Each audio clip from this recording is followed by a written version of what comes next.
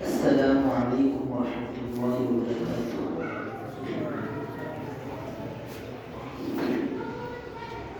نحمده ونصلي على رسوله الكريم، اما بعد فاعوذ باللہ من الشیطان الرجیم، بسم اللہ الرحمن الرحیم۔ ان اللہ لا یغیر ما بقوم حتى يغيروا ما بأنفسهم، وإذا أراد الله بقوم سوءا فلا مرد له وما لهم من دونه من وال۔ وقال تعالى: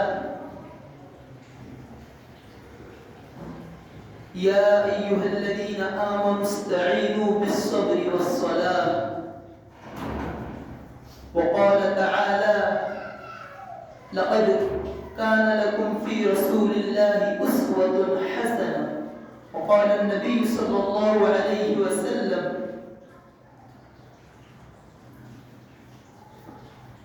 وقال النبي صلى الله عليه وسلم: من تشبه بقوم فهو منهم۔ صدق الله العظيم وصدق رسوله النبي الكريم۔ محترم، مکرم، قابل احترام تمام ہی سامعین کرام، بزرگان دین، اللہ جل جلالہ وعم نوالہ کا ہم تمام کے اوپر بہت ہی احسان اور کرم ہے کہ اللہ تعالی نے ہم تمام کو ایمان جیسی عظیم نعمت سے سرفراز فرمایا۔ ایمان جیسی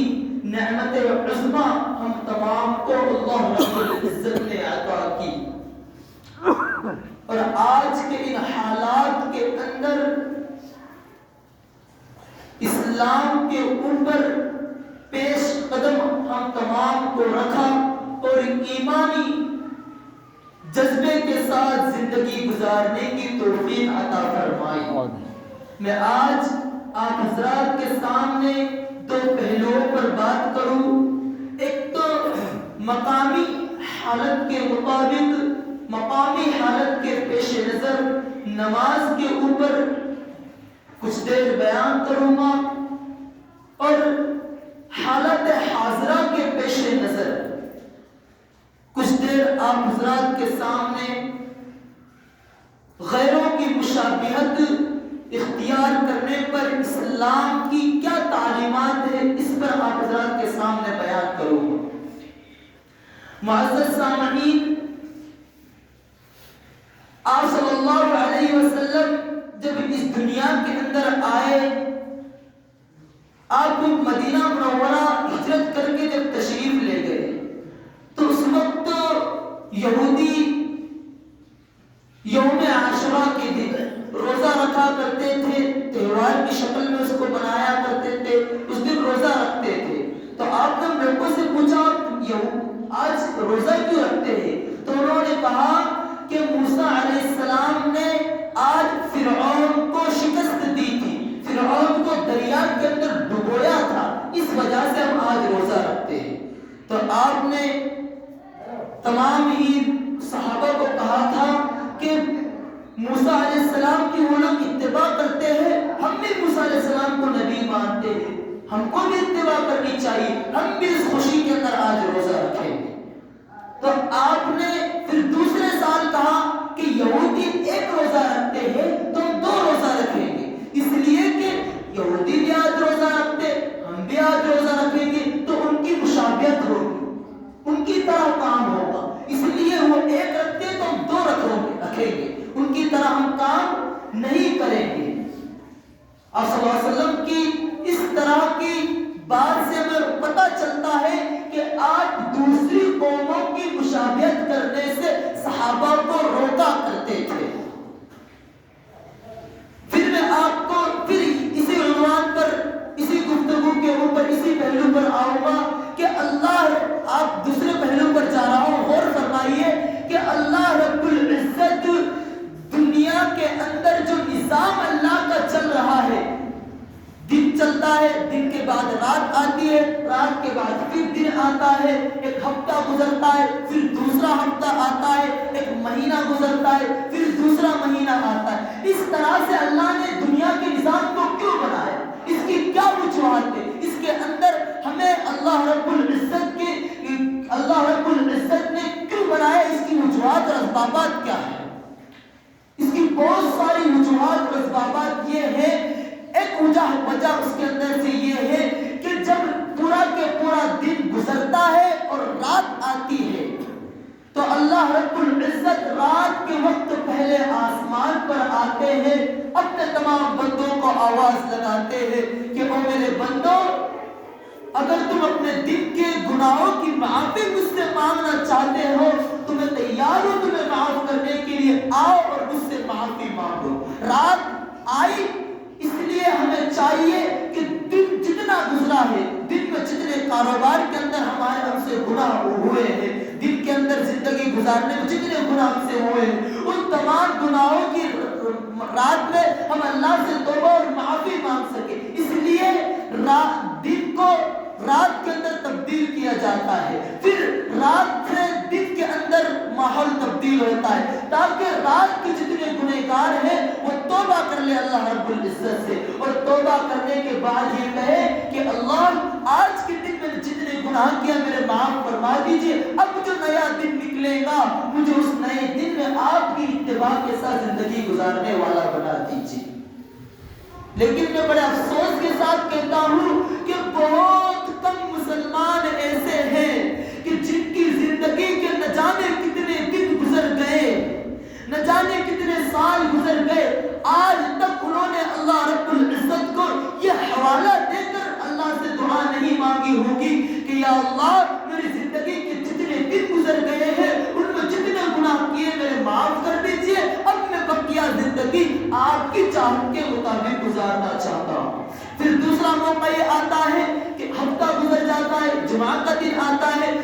مسلمان نہا دھو کر فریش ہو کر اللہ کے دربار میں آتا ہے، اس وقت بھی اللہ سے مانگ سکتا ہے یا اللہ میں نے اس ہفتے میں جتنے گناہ کیے ہیں ان تمام گناہوں کو معاف کر دیجئے، اب جو نیا ہفتہ آئے گا مجھے اس کے اندر آپ کے احکام کے مطابق زندگی گزارنے والا بنا دیجئے۔ پھر عورت پر حلا آتا ہے، ایک مہینہ گزرتا ہے، دوسرا مہینہ شروع ہوتا ہے، اس مہینے میں بھی ہمیں اللہ تبارک و تعالیٰ سے اس طرح کی دعا مانگنے چاہیے، یہاں تک کہ سال بھی گزر جاتا ہے۔ جب اسلامی نیا سال آتا ہے اور جب جو دوسرا جو انگریزی نیا سال ہے وہ نئے سال کا آغاز ہوتا ہے، ابھی کچھ دنوں کے بعد انگریزی نئے سال کا آغاز ہونے والا ہے، تو اس وقت یہ جو چیز، یہ جو پہلو ہے، استاد محترم حضرت مولانا مفتی عمران صاحب نے ایک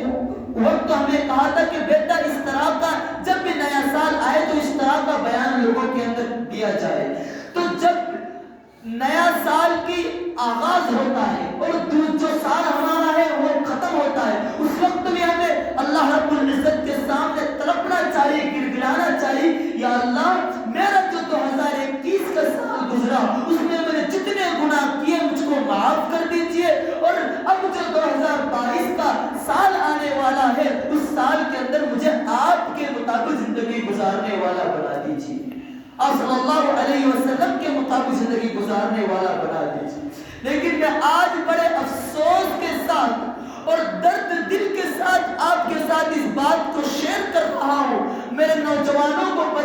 کے ساتھ اس بات کو بتا رہا ہوں کہ معزز نوجوانوں،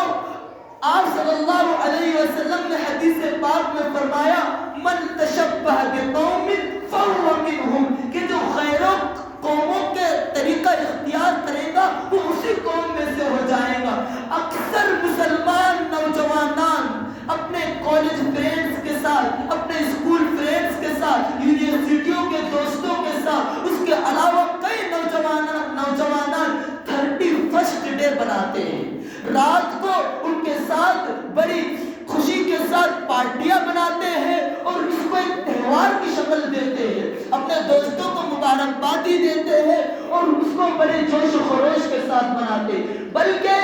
غیر قوم نے اس کی ایجاد کی ہے اور اور یہ جو کام ہے یہ غیروں کا طریقہ ہے، اسلام اس کی اجازت بالکل بھی نہیں دیتا ہے۔ اگر مسلمان نوجوان 31 ڈے کے دن اپنے دوستوں کے ساتھ پارٹیاں بناتے ہیں، یہ اسلام کے بالکل ہی مخالف ہے۔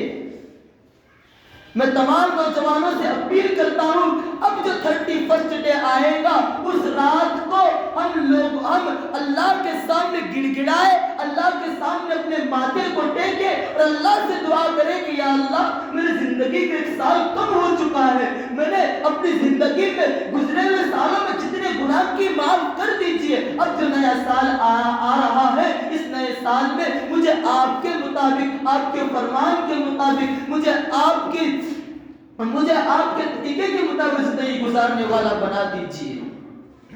یہ غیروں کی مشابہت